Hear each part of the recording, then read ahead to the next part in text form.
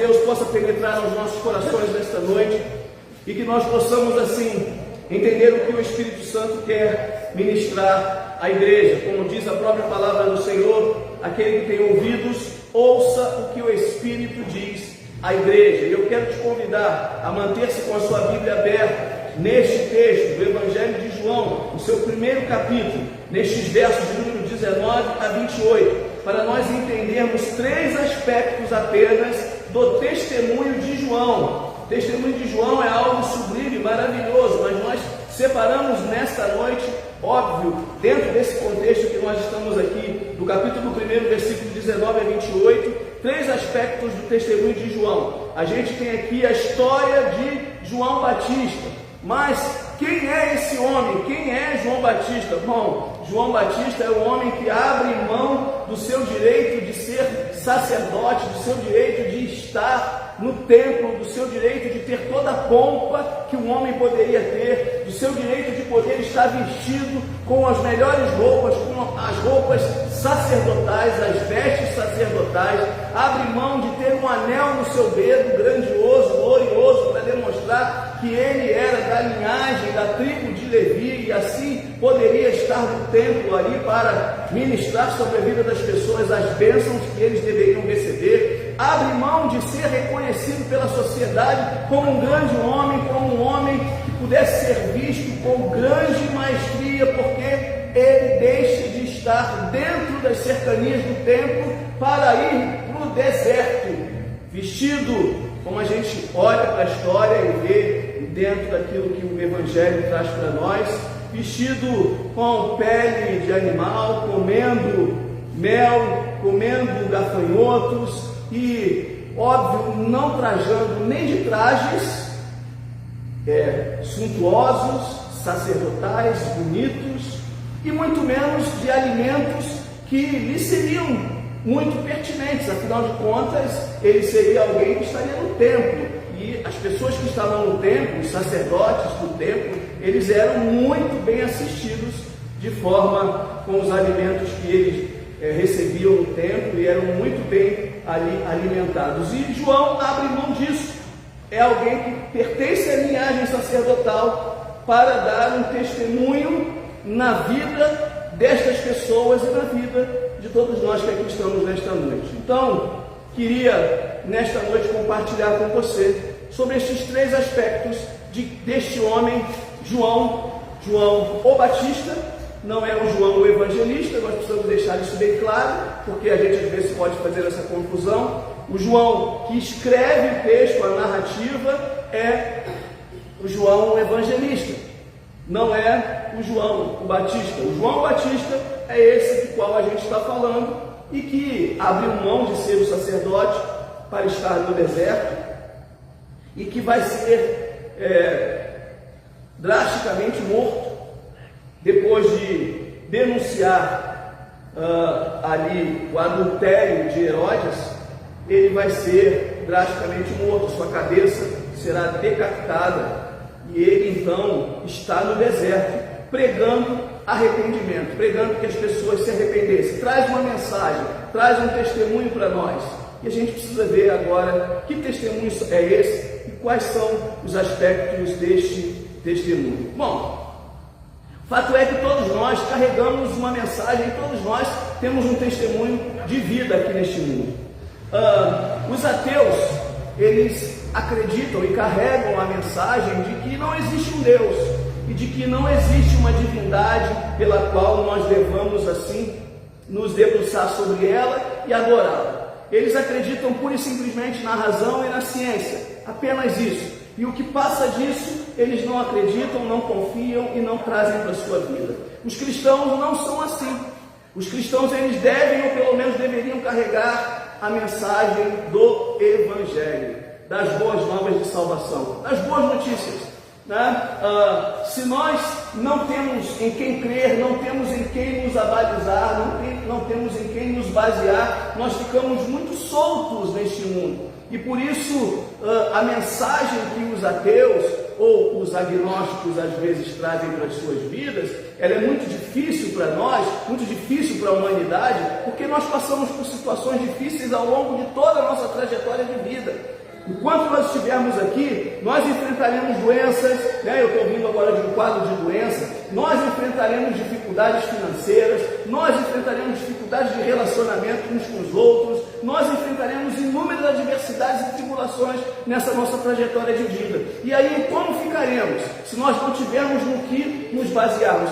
Vamos nos fundamentar na ciência, mas a ciência falha, porque em meio a uma doença, é possível que o medicamento que você esteja tomando, ele não faça o efeito que deveria fazer. É possível que o médico que esteja te assistindo, ele não te dê a devida assistência que você deveria receber. É possível que o advogado no qual você está se apoiando para ganhar a sua causa na justiça, ele não tenha a plena competência para te fazer vencedor daquela causa, daquele fato que você está necessitando recorrer na justiça. Então, se formos confiar basicamente na ciência ou basicamente na razão, nós certamente em algum momento ficaremos frustrados, porque nos nossos relacionamentos, até mesmo parentais, né, de marido e mulher, de amigos, de irmãos, de casal, de família, nós temos problemas.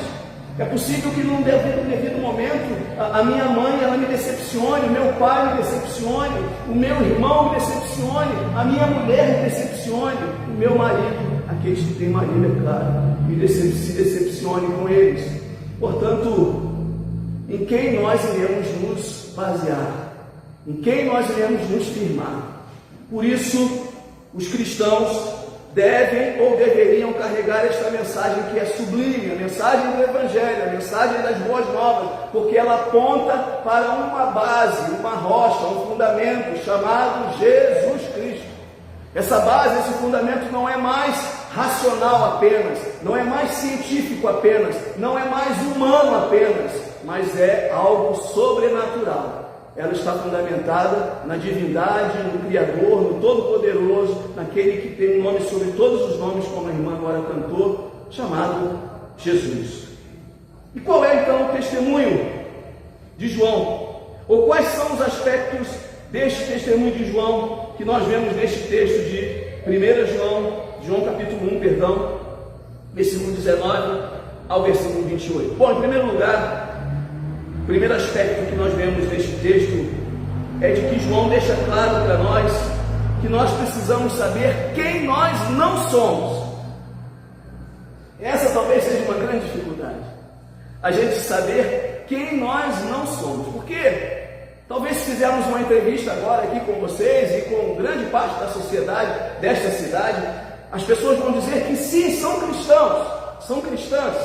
Eu sou cristão, beleza, legal, eu sou cristão, show de bola. Mas o que você não é?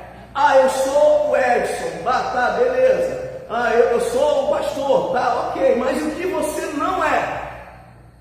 É assim que João vai demonstrar em primeiro lugar para essas pessoas que estão perguntando a ele.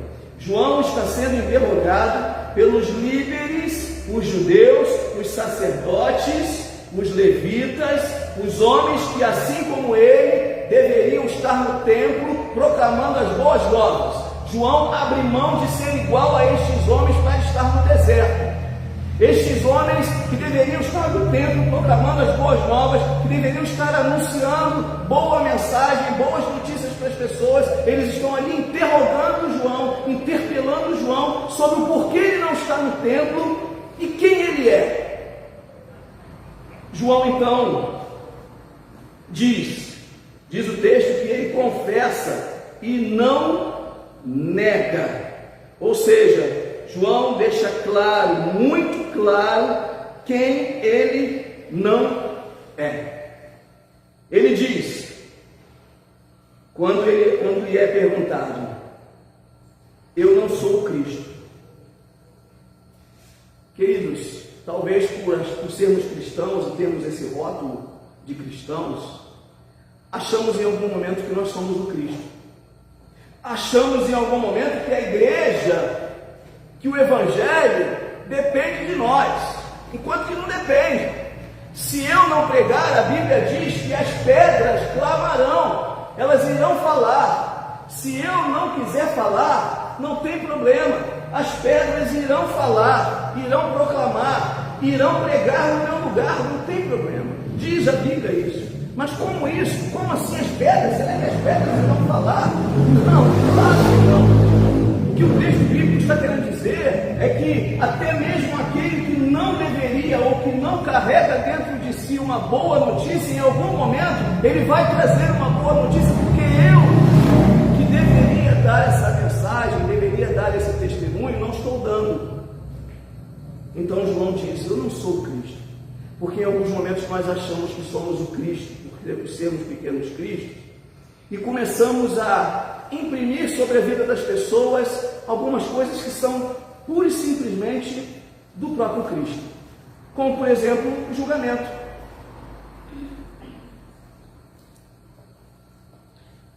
Nós começamos a acreditar que por sermos cristãos, pequenos cristos, nós devemos julgar os outros e imprimimos sobre eles uma circunstância que, diferente da nossa, deveriam eles copiar a cada um de nós. Não é assim, não é disso que o texto está falando, não é isso que Jesus quer para a nossa vida. Queridos, nós precisamos deixar claro que nós não somos o Cristo, que nós aqui estamos para pregar o Evangelho, para testemunhar o Evangelho, mas nós não somos o Cristo. O Cristo já veio, já morreu naquela cruz, já pagou o preço pelos nossos pecados, e não somos nós quem vamos aqui expurgar o pecado de ninguém. Não somos nós aqui que vamos mandar ou tirar alguém do inferno. Não somos nós, aqui estamos não para julgar a vida das pessoas, não para olhar o estereótipo físico, a aparência dessas pessoas e dizer: ah, ela é cristã, ah, ele não é cristão, ah, ele vai para o inferno, ah, ele não vai para o inferno, ah, ela está salva, ah, ele não está salvo. Nós não somos o Cristo para fazermos isto. João está deixando claro, ele não está ali para isso, como nós também aqui não estamos. Esse é o primeiro aspecto, quando lhe é perguntado se ele é o Cristo, ele diz: não sou o Cristo. Mas ele também diz, com toda franqueza, que ele não é Elias. Ele não é o profeta grandioso e todo-poderoso. Eu não sei se você sabe, mas existem 3 grandes nomes dentro do povo judaico. Esses 3 grandes nomes se chamam Elias, o profeta, se chama Abraão e se chama Moisés. Estes são os 3 grandes nomes para o povo judeu. E eles esperam, eles aguardam ainda o Messias, o Cristo, que nós já sabemos que veio através de Jesus. Então eles estão perguntando para João: tu és Elias? Porque Elias é o grande profeta, é o homem que foi transladado, é o profeta dos profetas, é o homem que subiu numa carruagem de fogo, é o homem que não viu a morte, é o homem que fez grandes feitos. E ele disse: eu não sou Elias.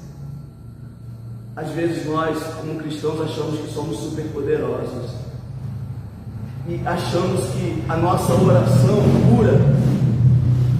Não. Podemos até ter o dom da cura, porque o Senhor dispõe dom sobre nós, um dentre eles é o dom da cura, mas não significa que todas as vezes que nós orarmos por uma determinada pessoa, mesmo tendo o dom da cura, que esta pessoa será curada. Isso não significa. É necessário que a cura será realizada na vida das pessoas a partir do posicionamento e principalmente do poder de Deus sobre a vida daquela pessoa. Quem cura é Jesus, é Deus. Nós não podemos curar. Nós podemos ser canal da cura, canal da bênção, mas quem cura de verdade é o Senhor. Mas às vezes nós achamos que somos super poderosos e achamos que podemos carregar a igreja, carregar as coisas do reino de Deus nas nossas costas. Achamos que nós temos todo o poder do mundo, achamos que as pessoas devem olhar para nós e ver que nós estamos acima delas, porque nós somos cristãos. Não é assim. João deixa claro que ele não é Elias, ele não é um profeta superpoderoso, E esses homens perguntam para ele então: mas tu és então algum profeta, o profeta que nós temos esperado por ele? Porque existia a crença de que esse mesmo Elias, por ter sido transladado, ter sido assunto ao céu de uma forma sobrenatural, grandiosa, que ele voltaria para, como profeta ainda, para ajudar o povo de Israel. E João deixa claro: não, eu não sou o profeta. Eu não sou esse profeta que vocês estão esperando. Eu não sou um destes grandes homens como foram Isaías, que viu a glória de Deus numa visão. Eu não sou o Ezequiel, que também dentro dessa visão conseguiu ver os ossos se transformando em vidas. Esses ossos que estavam secos foram se transformando em carne. Eu não sou esse homem. Eu não sou Jeremias, que por suportar as acusações e os castigos apenas por profetizar, ele ainda assim continuou firme no propósito de pregar a palavra de Deus. Eu não sou isso. Eu sou um homem como qualquer um outro. Eu também passo por privações, eu também tenho necessidades, eu também tenho circunstâncias humanas. João está deixando claro isso. E nós precisamos aprender com ele esse primeiro aspecto: que nós não somos imbatíveis, infalíveis. Nós somos homens e mulheres também que falham, que erram e que carecem da misericórdia de Deus. Enfim, nós precisamos aprender em primeiro lugar com João que nós não somos inabaláveis. João nos ensina que, como cristãos, devemos deixar claro quem nós não somos. Não somos. Eu não sou um perdido. Não sou um perdido. Você não é um perdido. Você não é uma perdida. Você foi achado, encontrado, consagrado, separado por esse Deus Todo-Poderoso. Nós fomos achados, encontrados, consagrados, separados por Deus. Portanto, nós não somos perdidos. Então nós devemos ter clareza no nosso coração de quem nós não somos. Nós não somos aqueles que trilham a sua caminhada firmados única e exclusivamente no seu próprio braço, na sua própria carne, na sua própria força. Não, nós não somos estas pessoas que se colocam de forma imponente e acreditam que tudo gira em torno delas. O seu ego é suficiente para vencer e para obter tudo aquilo que querem. Não, isso nós não somos, porque nós não somos o Cristo e nós não somos um profeta super poderoso. Mas o texto continua e eles perguntam então para João, de forma enfática, no versículo 22: afinal, quem é você? Nós precisamos dar uma resposta para aqueles que nos enviaram para interpelar você. Quem é você? Fale de você mesmo para nós. Quem é você? Então João, com as palavras do profeta Isaías, ele diz: eu sou a voz do que clama no deserto. Preparem o caminho para a vinda do Senhor. É uma questão de identidade, irmãos. Nós precisamos saber quem nós não somos. Bem, eu, no gênero, não sou mulher, sou homem. Bem, eu, na profissão, pastor não é profissão, é vocação. Na profissão eu sou um psicoterapeuta. Mas na vocação eu sou pastor. Então eu sei o que eu não sou. Eu não sou um pedreiro. Se eu for fazer casa, eu não vou conseguir. Eu não sou um eletricista. Eu não sou um encanador. Eu não sou um marceneiro. Eu sei o que eu não sou. E nós devemos saber o que nós não somos. O Henri está ali e, obviamente, lá no campo de futebol, alguém vai detectar que ele tem uma função e que ele vai jogar numa determinado grupo ali, numa determinada posição do campo e da equipe. Portanto, ele deve saber: bom, eu não sou goleiro. Eu posso até, num dado momento, ir para o gol por uma emergência, uma urgência, uma necessidade extrema. A gente já viu isso acontecer no futebol. Mas eu não sou goleiro. Eu sou o meio campo, eu sou o atacante, eu sou o lateral direito, eu sou ponta direita, esquerda, mas eu não posso ser tudo. Eu tenho que saber o que eu não sou. Mas eu também preciso marcar a minha identidade. O que eu sou? Quem sou eu? Eles querem saber de João. Quem é você então? E João fala de você mesmo. E João então diz para eles: eu sou a voz que clama no deserto. Preparem o caminho para a vinda do Senhor. Quem é você, irmão? Fala de você mesmo. Às vezes nós caminhamos a nossa vida preocupados com a vida do outro e começamos a querer falar: eu vim aqui hoje conversar com a irmã Glorinha, mas eu vou ficar falando da vida da Ana Paula. Eu vim aqui hoje conversar com a irmã Glorinha, mas eu vou ficar falando da vida do Henri. Não, eu vim conversar com a irmã Glorinha, eu tenho que falar da minha vida e da vida dela, no máximo. Nunca da vida das pessoas que não estão ali presentes naquele momento. Isso é um desacerto. Isso é fugir da nossa identidade cristã. É isso que João está falando para aqueles homens.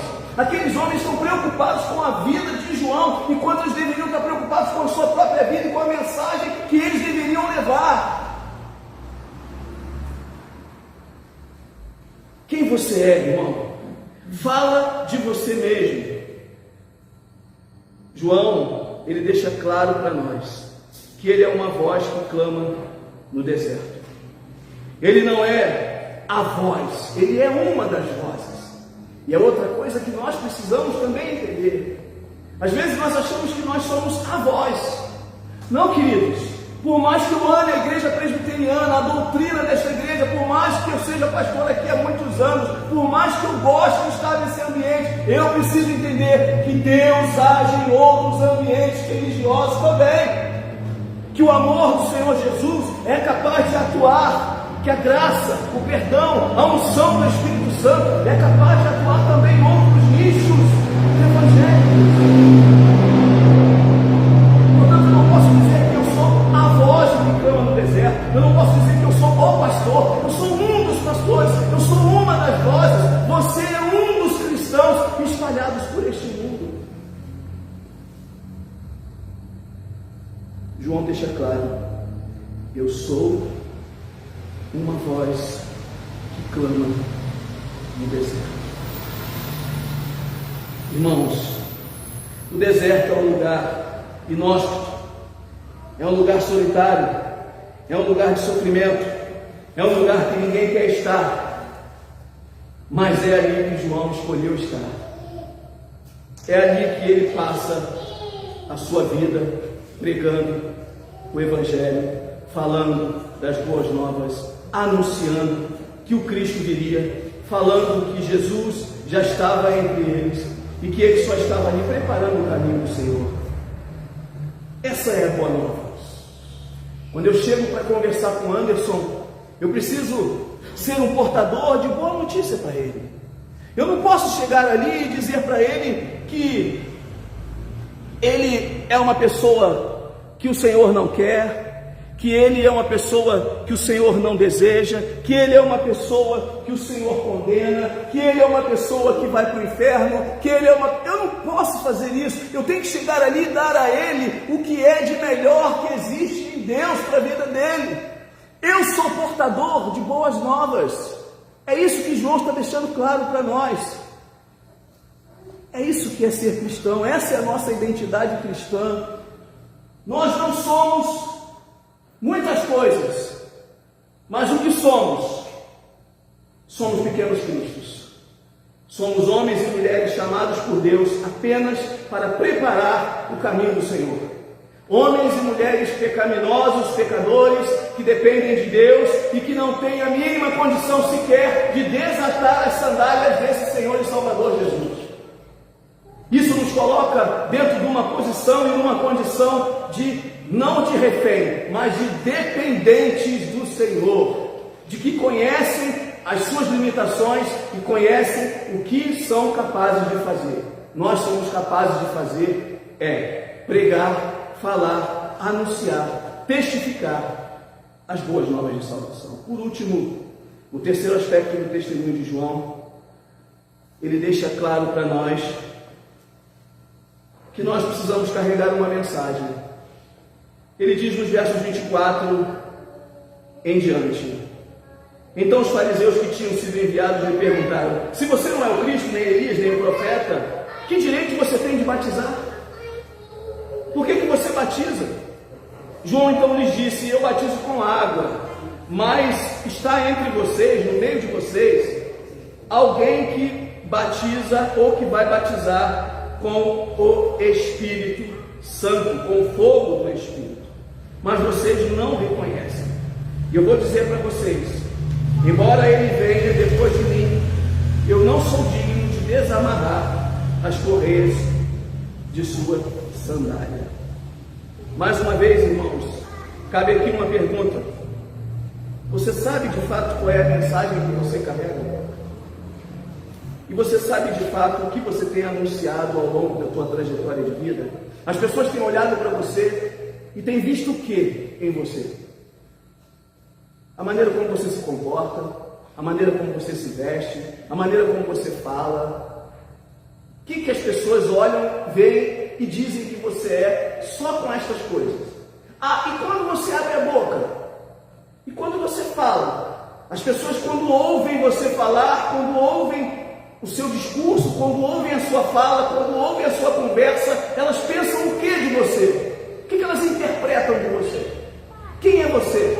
Qual é a mensagem que você tem carregado e que você tem anunciado para estas pessoas neste mundo? João recebe uma crítica sobre a sua identidade. Diz estes homens que a sua identidade não está alinhada com a sua prática, que ele não deveria batizar as pessoas. Para os líderes judeus, João não teria direito de batizar porque ele não era o Cristo, porque ele não era o fabuloso, grandioso, glorioso Elias, e muito menos um dos profetas. Mas João respondeu: eu batizo apenas com água. Eu não sei se você sabe, mas o rito do batismo, ele substituiu o rito da aspersão com o galinho de isopo, de água e sangue, que era jogado nas pessoas no momento em que elas entregavam as suas ofertas para terem seus pecados expurgados no Antigo Testamento. Se molhava lá o galinho de isopo, e esse galinho molhado com sangue era aspergido nas pessoas, e essas pessoas então ali eram purificadas do seu pecado. Mas depois elas tinham que ir na presença do sacerdote e tomar um banho. O sacerdote então dava um banho nelas de água para que elas pudessem então aí sim completar o rito de purificação. João está dizendo que ele está na ponta desse rito. Ele está lá na ponta do rito como o sacerdote que ele era de nascença, apenas lavando as pessoas que estavam se sentindo no seu coração arrependidas. E a palavra arrependimento que João prega é metanoia, é um negócio lindo, é mudança de mente. Você começa a pensar diferente, você começa a olhar para a vida e para as coisas e para o mundo de uma forma diferenciada. Você começa a olhar para as pessoas de forma diferenciada. Você começa a olhar para o Eliseu e entender assim: o Eliseu é mais do que aquilo ali. Você começa a olhar para a Alessandra, olhar para o Davi e começa a pensar assim: nossa, ali vai sair uma grande coisa, vai sair um grande feito, porque a Alessandra vai dar para o Davi um grande homem de Deus nesse mundo. Você começa a olhar para as pessoas além da capa do estereótipo que elas estão carregando. Mas o Eliseu, eu não estou conseguindo. Querido, você não está aqui para julgar a capa do Eliseu. Mas a Alessandra, querido, você não está aqui para julgar a capa destas pessoas. Você não é o Cristo. Você está aqui quando tem uma metanoia, quando tem uma mudança de mente. Você está aqui para ver o além, para acreditar no além, para acreditar no poder de Deus que está acima do que você pensa e do que você vê. Portanto, irmãos, a mensagem de João é linda, porque Ele mostra para nós que nós devemos nos posicionar no final do rito, apenas para receber aquele que já entregou a sua oferta, já reconheceu que é pecador, já foi perdoado por Deus, porque quem perdoa os pecados é Deus, já foi expurgado do seu pecado, já foi limpo do seu pecado, e agora está aqui o sacerdote, apenas para dizer para ele: eu confirmo, tudo que você está vivendo é verdade. A mensagem do Evangelho, ela traz para nós essa certeza, essa convicção. O poder de Deus nos purifica de todo o mal e de toda injustiça, nos purifica de todo o pecado.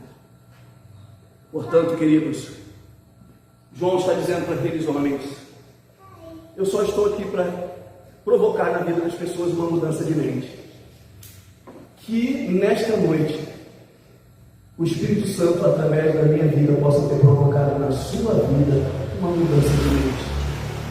E que você, como cristão, possa entender que você não é julgador, você não é juiz, você é testemunha.